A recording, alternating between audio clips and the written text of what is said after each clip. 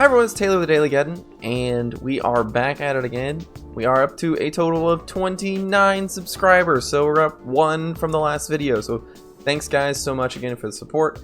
Well on our way to 100. With that, let's get into it. In this episode, we are going to talk about H.R. 57, which is the No Free Rent for Freeloaders Act of 2021, and it was introduced by a representative from Arizona, a Republican representative, Mr. Andy Biggs.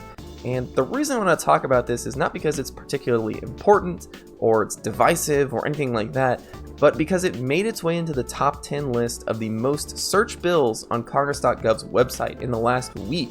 And I thought that was really interesting that people are going out and searching for this bill and people want to know about it, because I haven't seen a whole lot of news coverage. It's not all over the internet, things like that. And not to say that I'm the most plugged in person, I generally know what's going on, but things like gun reform or police reform or voting reform, things like that, big, huge, sweeping issues have really been the center of this top 10 list, and people are really focused on that. So it was really weird to see this type of bill make it into that list. So before we get into what the bill actually is all about, I really want to ask you guys how you feel about the title, because I'm sure a lot of people that are watching this video kind of puckered up a little bit when they heard me use the word freeloader, because inherently that is a kind of offensive term to call someone a freeloader. I get what they're trying to do. They're trying to go for shock value to try to get some attention, but in our space right now, in Congress itself, ever really,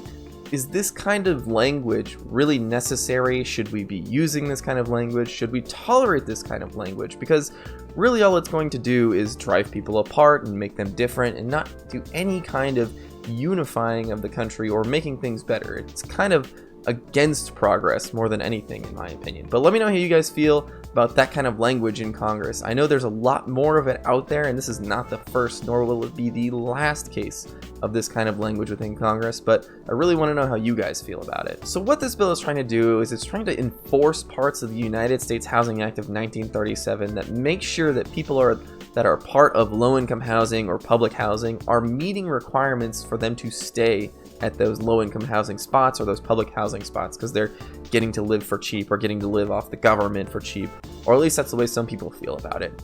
And there are parts of the United States Housing Act of 1937 that cover what this bill already does, because what it's trying to do is it makes sure that there is an annual sweep of everybody that is part of public housing and make sure that they're meeting the requirements to stay within that housing.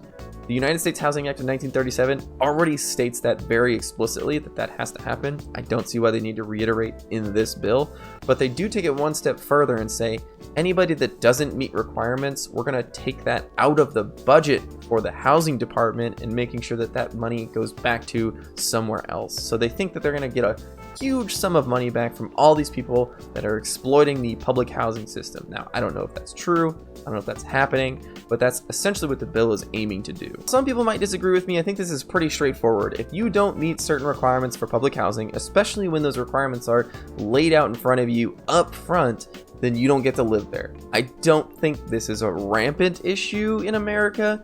Maybe it is. Maybe there's a ton of people out there exploiting the system, living off the government. I definitely don't think that it's worth calling them freeloaders. That kind of language, like I said earlier in the video, just has no place in Congress. You need to conduct yourself with some kind of poise and some kind of class, in my opinion. But I don't think it's terribly divisive to say that if we have these requirements, you need to meet them in order to live in government-owned housing. That's all I have for this video. I do have one little bonus for you guys if you watched this far. I was searching through some of the things that Andy Biggs had sponsored in the past, and I came across a bill that Marjorie Taylor Greene had introduced into the House. Yes, our good friend Marjorie Taylor Greene, and it was specifically targeting Anthony Fauci, and it was targeting his salary. They were trying to reduce his salary. Now, it didn't specifically say what they were trying to reduce it to, but they were trying to reduce the Director of Allergies and Infectious Diseases, which is Anthony Fauci.